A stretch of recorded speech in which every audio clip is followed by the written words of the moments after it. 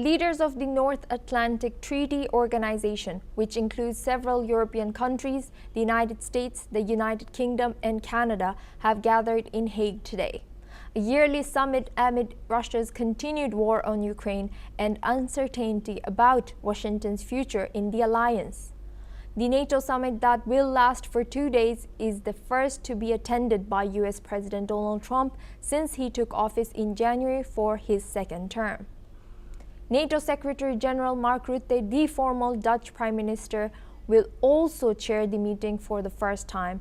Among expected talking points are the war in Ukraine and the issue of how much member states are spending on their collective defense, a contentious point in particular for the US. Trump has long argued that the US shoulders too much of the financial burden and wants others to raise their defense spending.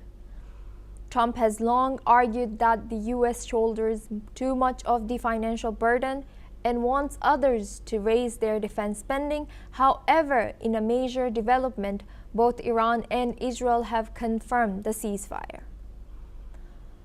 Apart from the focus on Israel-Iran, the NATO summit will also focus on the support for Ukraine defense spending, which NATO chief has pledged, going to be increased by 5%, and EU's leadership of NATO is likely to be discussed. Now we have guests joining us for this discussion. Oliver Bradley, he's an advisor and coordinator at EU-Israel Press Association. Thank you, Oliver, for joining us today. Welcome to NewsX World. According to you, how significant or does this NATO summit has any impact or any influence in this situation now? And also Japan also denying to join this NATO summit regardless of the invitation. Well, I believe personally, good afternoon or good morning, and thank you for the invitation. Well, first of all, I'm always hopeful that these summits could bring something beyond just the meetings and coffee and cake and handshakes. I think what we see is the necessity for the NATO allies, Europe in general, also the United States in particular, and of course Japan in this sense, is deterrence. What are we facing today in the world is how credible are our statements as far as deterrence goes. And this goes into the Ukraine war. What are we doing? Are we trying to find an end to the Ukraine war? Would the Ukraine war, would a negative result, would a failure of Ukraine having a victory give other countries, and I would say China as an example, would it expand their, let's say, courage perhaps to take on some of the threats that they have done, for example, to Taiwan, and anything that happens in the China Sea would of course also influence Japan, Korea. So let's hope that there's unity in the NATO discussions, but right now it's too early to tell. I mean, I'm not sitting there, so I can't tell you exactly what they're talking about at this moment, but we do assume deterrence plus anti-terrorism, anti-counterterrorism in all of its facets and all of its forms. Missile deterrence, what does it mean? Oliver, you will stay with us as we take the live visuals from the NATO summit. Values and rights and the law, what is very important. The second point, I'm really thankful to the biggest three countries in Europe who helped us from the very beginning of this aggression, Russian aggression. It's Netherlands, Germany, and UK. I'm very thankful to Netherlands for such support, for a big budget for this year, and I know that your thoughts about next year and increasing support. Thank you very much. And of course, I want to talk with you on what to focus, what is the most important for us. Co-production of drones. Now we see this is the priority for the world. Everybody value now that the level of technologies in Ukraine during the war increased very much, and we have these technologies and we want to share them with our partners, with Hague. We began to work with some countries on co-production, and I'll be happy to work with Netherlands, and our production can work in Ukraine and here, and I think it will be a good step toward. And also, yeah, toward that, the new technologies and to save Europe at the end, because we see Russia worked with these drones with North Korea and with Iran. That's why we need to do our steps, our security steps.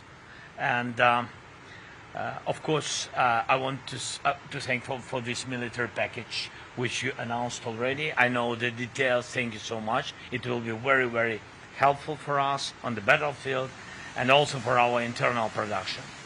And the last point, of course, this is fight. We stand and survive, and we fight for freedom and for our values and for our future. Thank you for your, of course, condolences. This is very high price of this war, high price which Ukraine spent, and it's people's lives. And we see our future in a peace, and we need peace very much. And we in a peace Ukraine, and in Ukraine without war, and of course a part of a big family of EU family. And I want to speak with you. Also, we need some more urgent steps according to the clusters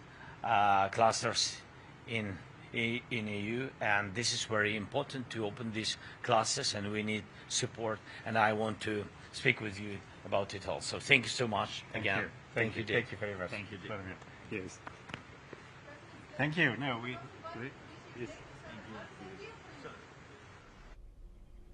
Now we go back to our discussion with Oliver Bradley. He's an advisor and coordinator. He's an advisor and coordinator at EU-Israel Press Association. Now we go back to our discussion with Oliver Bradley. Oliver, thank you for staying with us. Now that we have seen, probably it's suggested that but NATO will continue its support towards Ukraine. Does international law allow NATO to provide military aid to Ukraine without making it a formal member? And where is the line here? How much are they allowed, or is it okay for them to keep funding Ukraine? Well, I'm not an international law expert, and I think there's so many misconceptions about international law, completely and utterly so. I think that one should be very, very careful even who one invites to talk about international law. But from what I heard now on the transmission that you had just had us listen to, what I see is it doesn't really matter what NATO does, because it really depends what Russia's intention would be.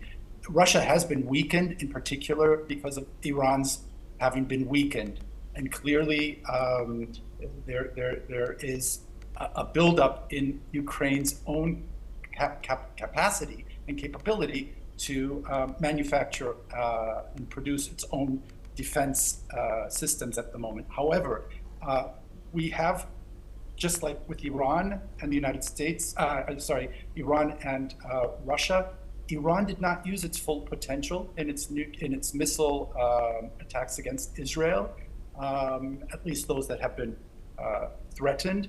And we definitely know that Russia has a missile capacity that is much stronger and could be much more devastating than what they have used against Ukraine. And I believe what Russia is doing is that they're just kind of having a war of attrition.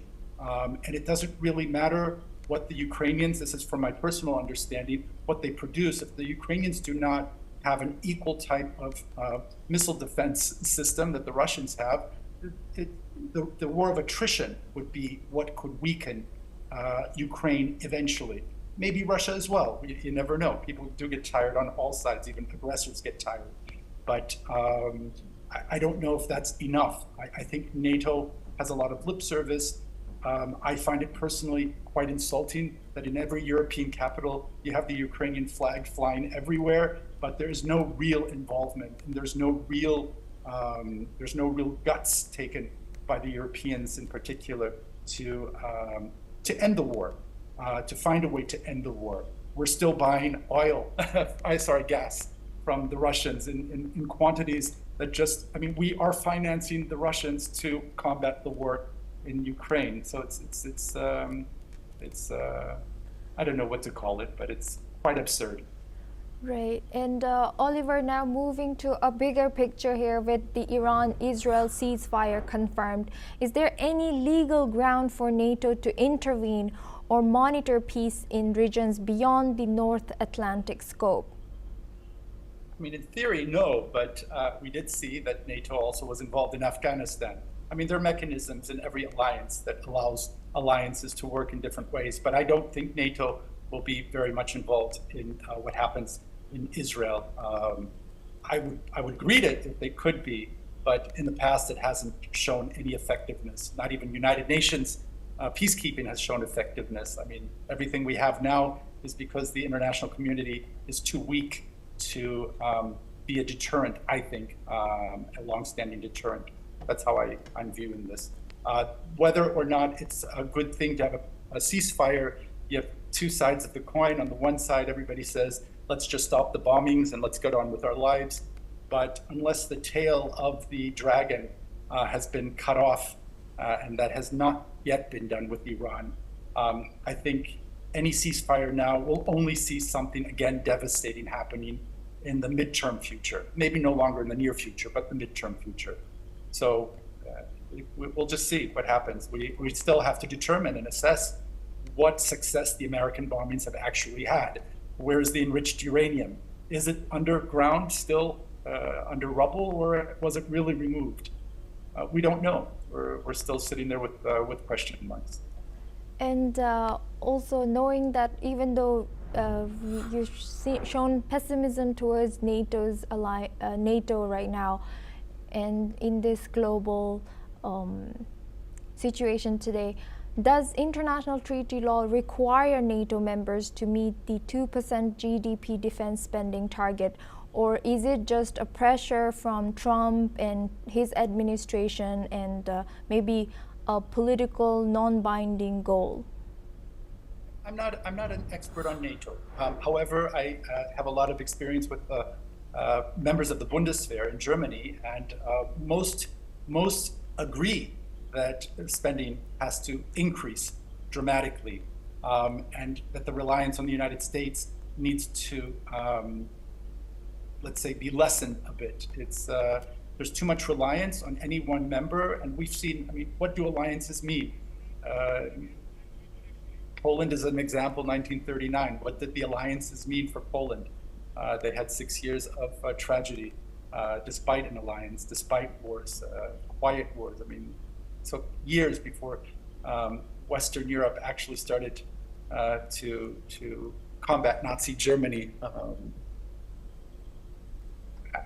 I don't think we can answer these questions. It's just speculation, anything that we consider right now. But again, I'm not a NATO expert, but I do know that the Bundeswehr in particular, members, officers do believe that there needs to be increased spending, whatever the mechanisms are for that.